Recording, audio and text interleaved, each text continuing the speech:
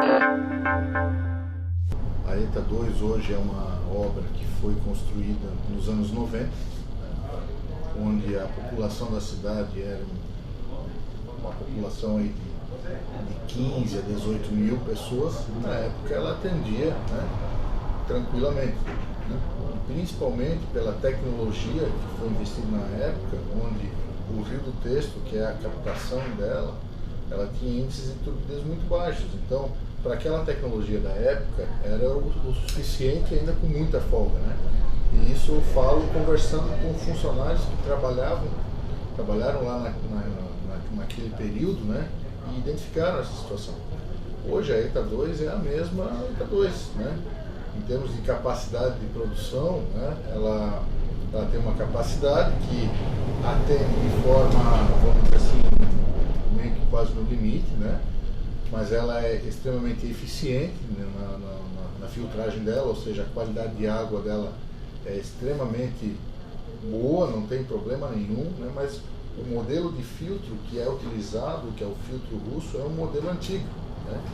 Ou seja, para ela fazer essa filtragem da água do rio, ela tem um limite do índice de turbidez da água, que é de 200 NTU, né? Então, passou esse índice de 200 NTU, ela começa a ficar limitada a sua capacidade de produção, porque o filtro, por ser um modelo antigo, né, ele acaba não suportando uma quantidade maior, então ele acaba sujando, tem que lavar ele, e depende do índice, né, muito acima, a ETA ela é desligada, né, para não prejudicar o filtro. Nós temos 4 filtros lá em cima. Então, nós identificamos agora, por exemplo, está muito comum isso, inclusive com o vídeo que mostramos para vocês, fotos, né?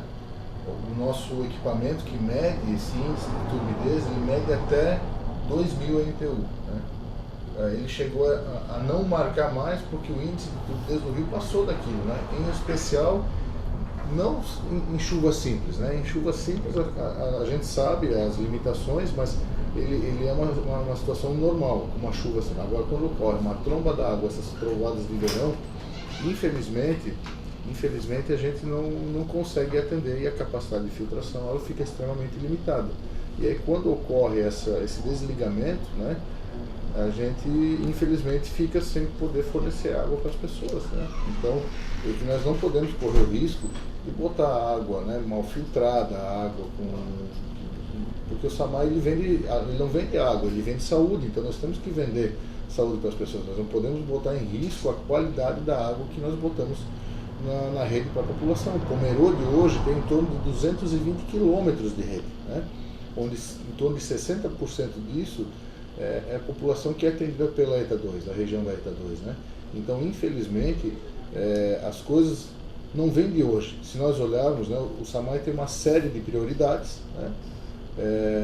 Desde caminhões, a questão da energia elétrica, tecnologia, né? Mas a ETA 2, perdão, é a prioridade número 1. Por quê? Porque nós sabemos, né, as carências, nós sabemos as dificuldades, e nós sabemos que a ETA 2, infelizmente, hoje é o grande gargalo, né, o grande problema da falta de água na cidade de Pomerode, né?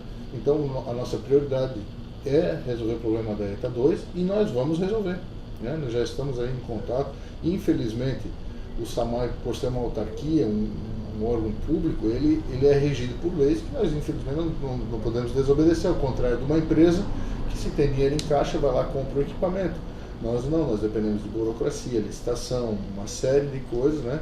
E nós temos um contrato com a FUNASA, que é a liberação de recursos, aquilo é vinculado a uma série de regras, né, que, em vez de trazer agilidade, nos traz lentidão, nos traz problemas burocráticos, e que, infelizmente, quem acaba pagando esse preço são as pessoas que ficam sem água.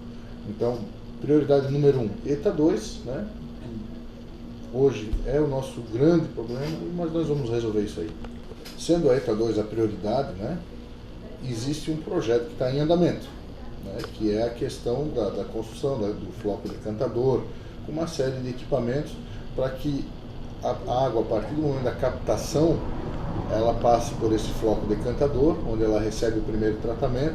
Todo esse lodo ele acaba decantando e é feito um tratamento, e a água possa ir com o índice de turbidez abaixo de 200 para os filtros, né? Então isso, mesmo às vezes com uma chuva muito forte ou com uma trovoada, que é comum agora no período de verão, nós possamos continuar o tratamento sem precisar desligar a estação de tratamento. Por quê? Porque a sujeira ela vai decantar, né, e vai enviar a água abaixo de 200 MPUs para os filtros, e dessa forma o filtro vai continuar operando normalmente.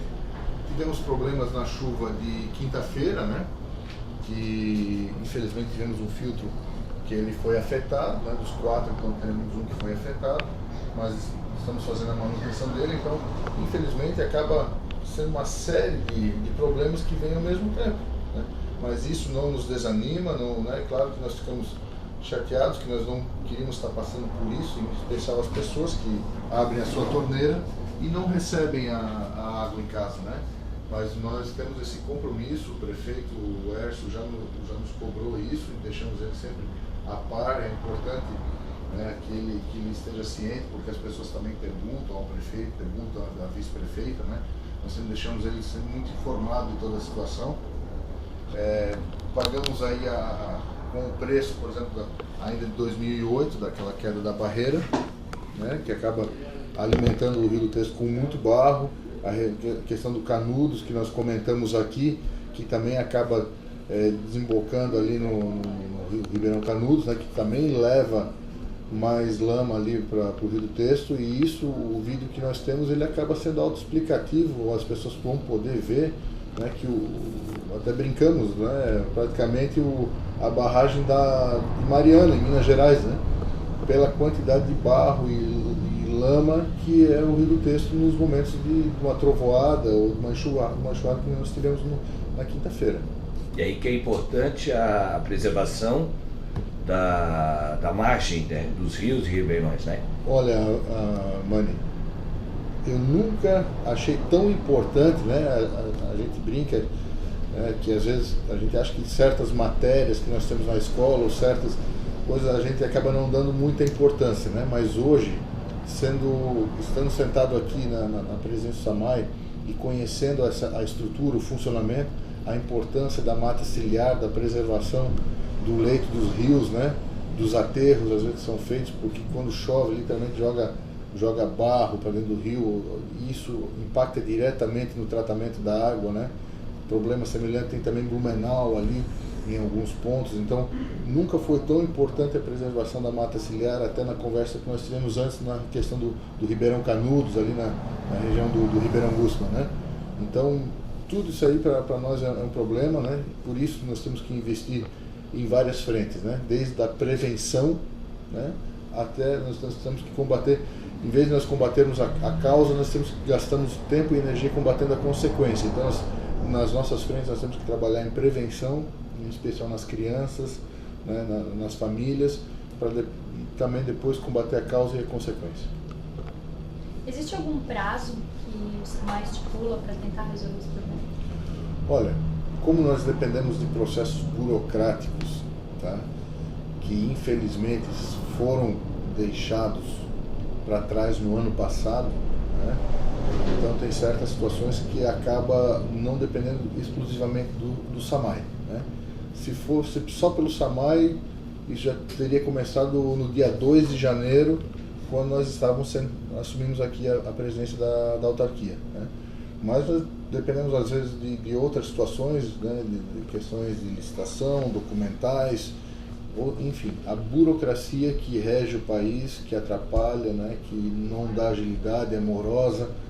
Nós temos uma empresa que quer fazer a obra, que está ali esperando só o start, né?